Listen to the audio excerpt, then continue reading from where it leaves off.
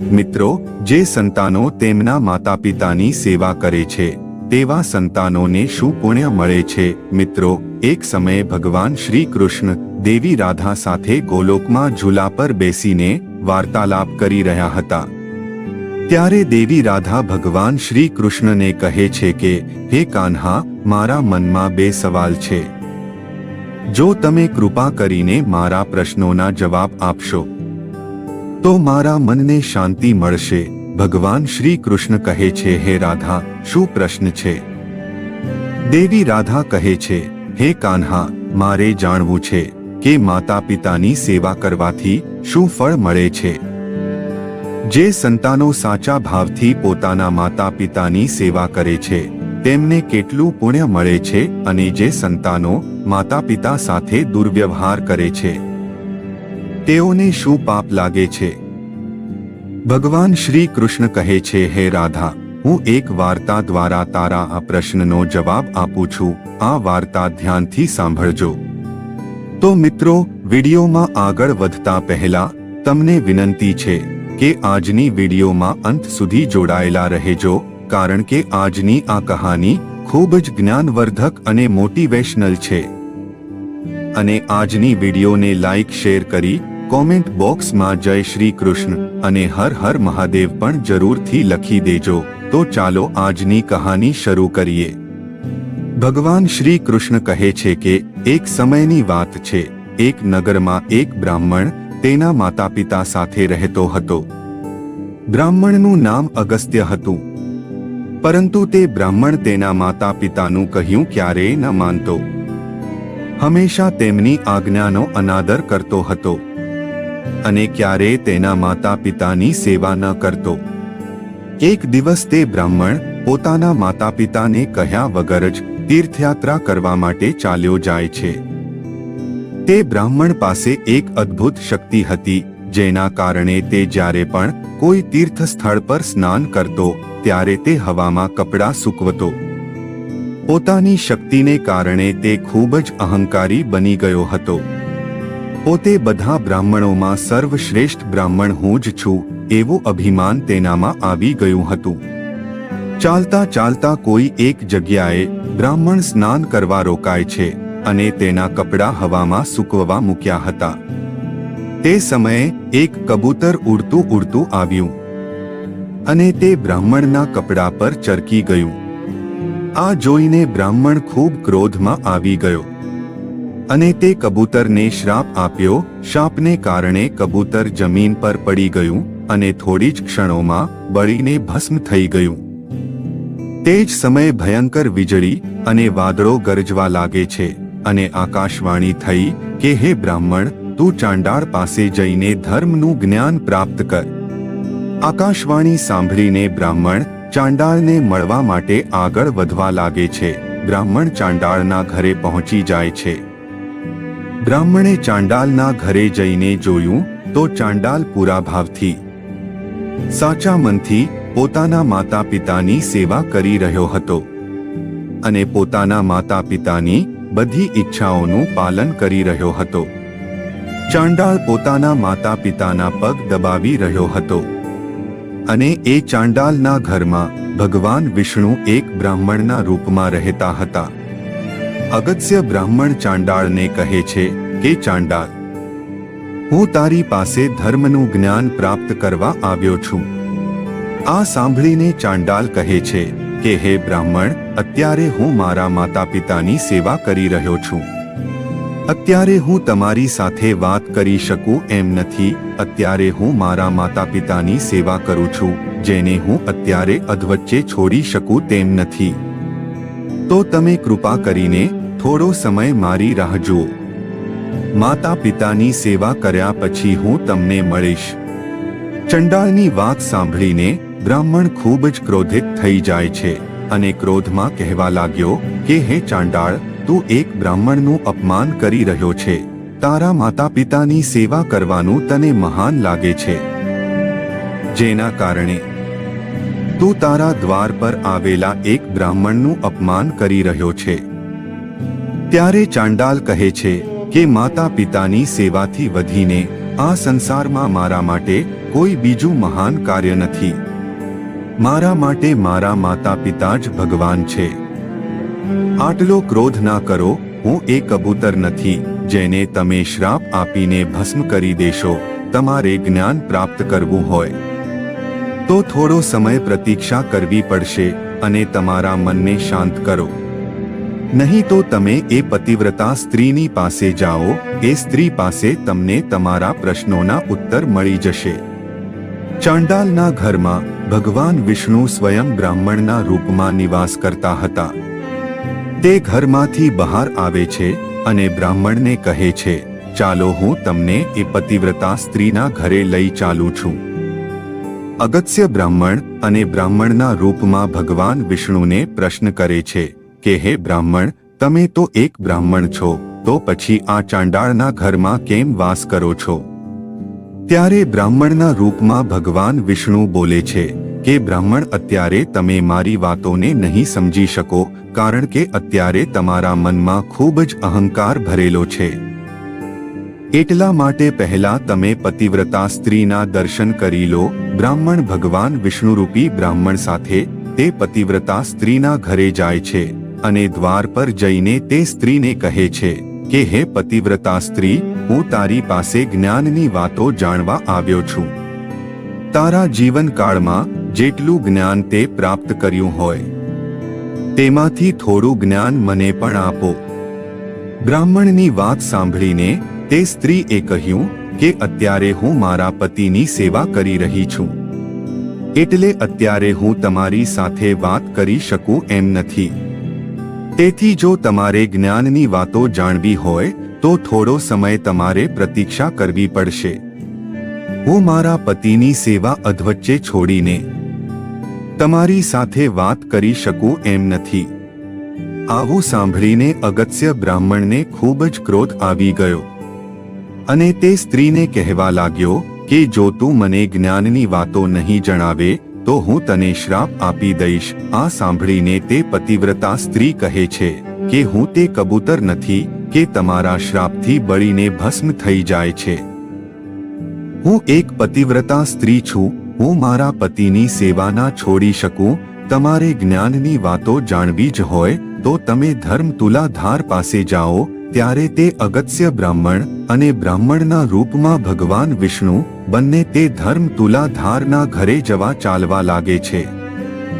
ત્યારે બ્રાહ્મણરૂપી ભગવાન વિષ્ણુ કહે છે કે હે બ્રાહ્મણ, ધર્મ તુલાધાર ખૂબ જ જ્ઞાની મનુષ્ય છે, જેણે પોતાના જીવનમાં ક્યારે પણ અસત્ય નથી બોલ્યો અને હંમેશા ગરીબોની સેવા કરે છે.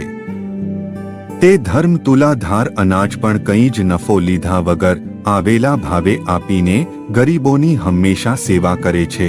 થોડા સમયમાં બ્રાહ્મણ ધર્મ તુલાધાર પાસે પહોંચી જાય છે અને બ્રાહ્મણ તુલાધારને કહેવા લાગે છે કે હે તુલાધાર, હું તારી પાસે ધર્મનું જ્ઞાન મેળવવા આવ્યો છું. બ્રાહ્મણની વાત સાંભળીને તુલાધાર કહે છે, હે બ્રાહ્મણ, ક્ષમા કરજો, પણ અત્યારે હું ગરીબોની સેવા કરવામાં વ્યસ્ત છું, તેથી અત્યારે તમારી સાથે વાત કરી શકું એમ નથી. જો તમારે જ્ઞાનની વાતો જાણવી જ હોય તો થોડો સમય મારી પ્રતીક્ષા કરવી પડશે. તુલાધારની વાત સાંભળીને બ્રાહ્મણ ખૂબ જ ક્રોધિત થઈ જાય છે અને કહે છે કે હું તને શ્રાપ આપું છું. ત્યારે વચમાં જ તુલાધાર કહે છે કે રોકાઈ જાઓ બ્રાહ્મણ, હું તે કબૂતર નથી કે તમારા શ્રાપથી બળીને ભસ્મ થઈ જઈશ. તમારા શ્રાપની મારા ઉપર કોઈ જ અસર નહીં થાય. આ સાંભળીને અગત્ય બ્રાહ્મણ ખૂબ જ અચંબિત થઈ જાય છે. ત્યારે તુલાધાર કહે છે કે તમારે ધર્મનું જ્ઞાન મેળવવું જ હોય તો તમે અદ્રક પાસે જાઓ. અગત્ય બ્રાહ્મણ તુલાધારની વાત સાંભળીને અદ્રક પાસે જવા ચાલવા લાગે છે. રસ્તામાં ચાલતા ચાલતા બ્રાહ્મણ રૂપી ભગવાન વિષ્ણુને અગત્ય બ્રાહ્મણ પ્રશ્ન કરે છે કે કૃપા કરીને મને જણાવો કે આ તુલાધાર તો કોઈ પૂજાપાઠ નથી કરતો અને કોઈ હવન યજ્ઞ પણ નથી કરતો, તો પણ તે મારા વિશે બધું કેવી રીતે જાણે છે? આ કેવી રીતે શક્ય છે?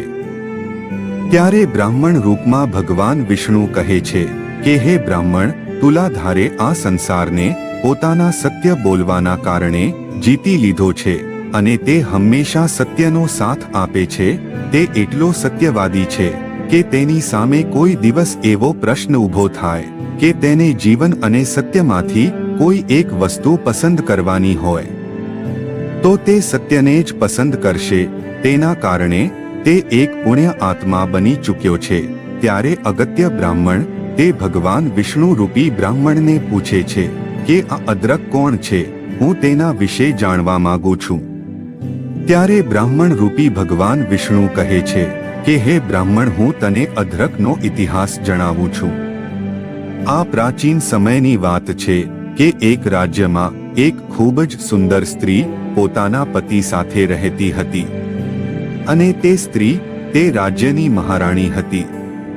તે રાજા પોતાની રાણીને ખૂબ જ પ્રેમ કરતો હતો કારણ કે મહારાણી ખૂબ જ સુંદર હતી. સંજોગ વર્ષ એક દિવસ રાજાને કામ અર્થે થોડા સમય માટે બહાર જવાનું થયું. ત્યારે તેને પોતાની રાણીની ચિંતા થવા લાગી અને વિચારવા લાગ્યો કે હું મારી રાણીને ક્યાં મૂકીને જાઉં કે જે સ્થાન પર તે સુરક્ષિત રહે. ત્યારે જ તે રાજાને ધર્માત્મા અદ્રકની યાદ આવે છે અને વિચારે છે કે આ રાજ્યમાં મારી પત્નીની રક્ષા કરી શકે એવો એક જ વ્યક્તિ છે. અને તે રાજા તરત જ ધર્માત્મા અદ્રક પાસે જાય છે. અદ્રક પાસે જઈને રાજા વિનંતી કરે છે કે મારે કામ અર્થે થોડા સમય માટે બહાર જવાનું છે. કૃપા કરીને મારી રાણીની તમે સંભાળ રાખજો. રાજાની વાત સાંભળીને અદ્રક કહે છે કે હે રાજન, અપ્સરા જેવી દેખાવવાળી તમારી રાણીને હું તો શું પણ આ સંસારનો કોઈ વ્યક્તિ નહીં સાચવી શકે. તમે મારા પર આટલો ભરોસો કેમ કરી રહ્યા છો? હું ના તો તમારો કોઈ સંબંધી છું કે ના તો હું મહારાણીનો કોઈ સગો છું. ત્યારે મહારાજ કહે છે કે અદ્રક, તારા ઘરની સિવાય મારી પત્ની કોઈ સ્થાને સુરક્ષિત રહી નહીં શકે. ત્યારે અદ્રક કહે છે કે રાજન, હું તમારી પત્ની સાથે સારો વ્યવહાર કરીશ અને તે મારાથી મોહિત થઈ જશે તો, અને મારા નાના ઘરમાં હું અને મારી પત્ની 2 જણા રહીએ છીએ અને અમારા ઘરમાં સૂવા માટે પણ એક જ પલંગ છે. તમારી રાણીને મારી અને મારી પત્નીની સાથે એક જ પલંગ પર સાથે સૂઈ જવું પડશે. જો તમને આ શરતો મંજૂર હોય તો તમે રાણીને અહીં છોડીને જઈ શકો છો. રાજા અદ્રકની બધી શરતો સ્વીકારી લે છે અને પોતાની રાણીને કહે છે કે જ્યાં સુધી હું પાછો ના આવું ત્યાં સુધી તમે અહીં જ રહેજો અને અદ્રક જે કહે તેમ જ કરજો. આટલું કહીને રાજા ચાલ્યો જાય છે.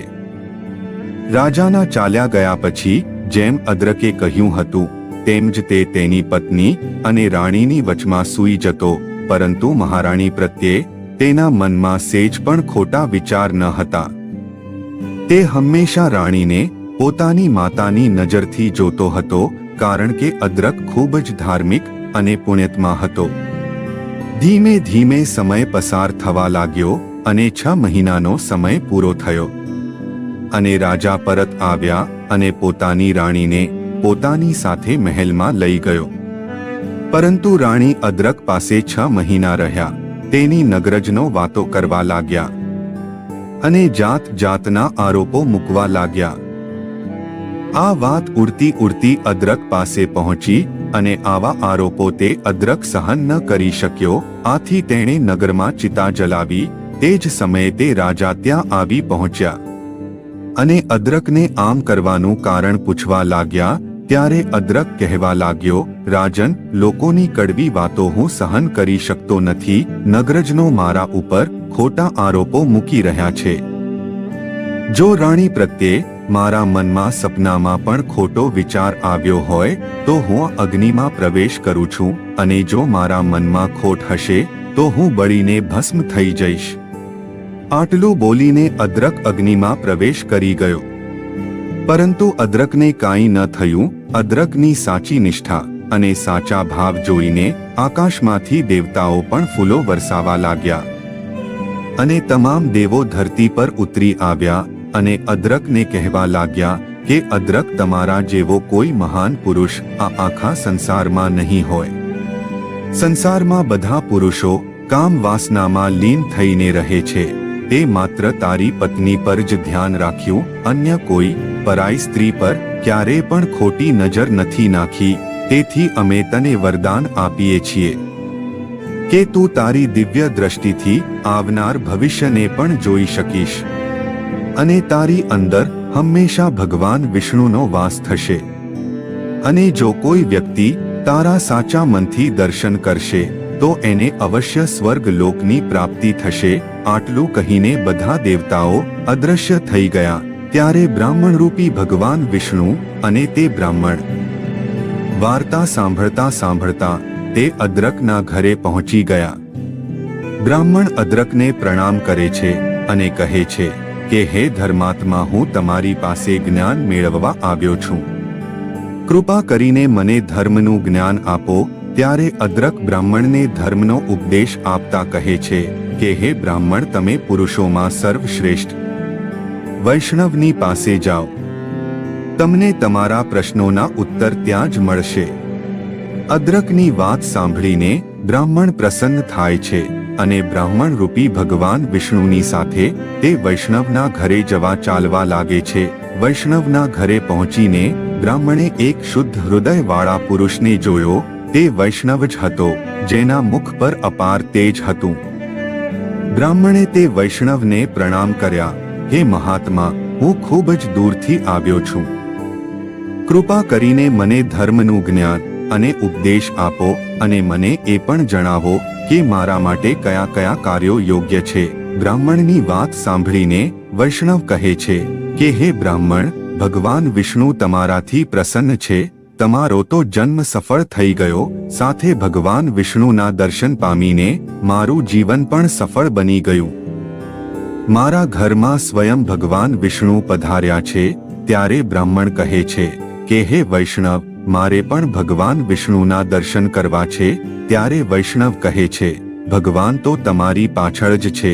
જો તમે સાચા મનથી તેમના દર્શન કરશો તો તમને ચોક્કસ ભગવાન દેખાશે. ત્યારે બ્રાહ્મણ સાચા હૃદયથી અને સાચા ભાવથી તે બ્રાહ્મણ રૂપી ભગવાન વિષ્ણુને જુએ છે અને તેમને પ્રણામ કરે છે. ત્યારે તેને ભગવાન વિષ્ણુના દર્શન થાય છે.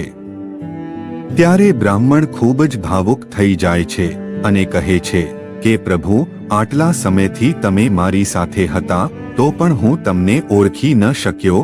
આટલા સમયથી તમે મને જ્ઞાન આપી રહ્યા હતા, મારી સાથે ચાલી રહ્યા હતા. તમારા દર્શન પામીને હું ધન્ય થઈ ગયો. ત્યારે ભગવાન વિષ્ણુ કહે છે કે હે બ્રાહ્મણ, તું મારો ખૂબ મોટો ભક્ત છે. મારી કૃપા સદૈવ તારા પર બની રહી છે. પરંતુ તે અહંકારમાં આવીને તે નિર્જીવ કબૂતરને ભસ્મ કરી નાખ્યું, જેના કારણે મેં જ આકાશવાણી કરી હતી કે તું ચંડાલ પાસે જા અને આ પ્રકારે તને સંસારના તમામ પુણ્યાત્માના દર્શન થયા. હવે તું આ સંસારની મોહમાયાથી દૂર થઈ ચૂક્યો છે. જે મનુષ્ય સાચા ભાવથી મારી પૂજા કરે છે, મારા દર્શન કરે છે, તેનાથી હું હંમેશા પ્રસન્ન રહું છું. આજે હું તારા પર પણ પ્રસન્ન થયો છું. માગ, હું તને માંગે તે વરદાન આપું છું. ત્યારે બ્રાહ્મણ કહે છે કે હે પ્રભુ, મેં હંમેશા તમારી ભક્તિ કરી છે. મારે કેવલ એક જ આશીર્વાદ જોઈએ છે કે મૃત્યુ પછી મને તમારી પાસે વૈકુંઠની પ્રાપ્તિ થાય. ત્યારે ભગવાન વિષ્ણુ કહે છે કે હે બ્રાહ્મણ, તારું મન તો ખૂબ જ સાફ છે. એક મહાન આત્મા છે, પરંતુ તારા માતા પિતા તારાથી પ્રસન્ન નથી. તારા માતા પિતાનો ક્રોધ તારા સારા કર્મોને નષ્ટ કરી રહ્યા છે. તું ઘરે જા અને માતા પિતાની સેવા કર અને તેમને ખુશ રાખ. જેના ઉપર માતા પિતાના આશીર્વાદ હોય છે એને સંસારની બધી ખુશીઓ મળે છે અને મૃત્યુ બાદ પણ સ્વર્ગની પ્રાપ્તિ થાય છે. ભગવાન વિષ્ણુની વાત સાંભળીને બ્રાહ્મણ કહે છે કે હે પ્રભુ, મારા મનમાં એક શંકા છે કે એ ચાંડાલ અને પ્રતિવત્તા સ્ત્રી અને તે અદ્રક, તેમને મારા વિશે કેવી રીતે ખબર પડી કે મેં તે કબૂતરને ભસ્મ કરી દીધું છે. ત્યારે ભગવાન વિષ્ણુ કહે છે કે હે બ્રાહ્મણ, એ ચાંડાળે પોતાના માતા પિતાની હંમેશા સેવા કરી છે, જેના કારણે તેના પાસે દિવ્ય દ્રષ્ટિ અને અદ્ભુત શક્તિઓ છે. તે પતિવ્રતા સ્ત્રી, તે તેના પતિની જ સેવા કરે છે, અન્ય કોઈ પુરુષ પર ક્યારેય નજર નથી કરી. અને તે અદ્રક અને વૈષ્ણવ ખૂબ જ મોટા પુણ્યાત્મા છે.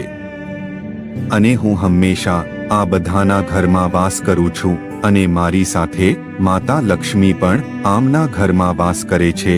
આમના સારા કર્મોને કારણે એમનાથી હું પ્રસન્ન રહું છું.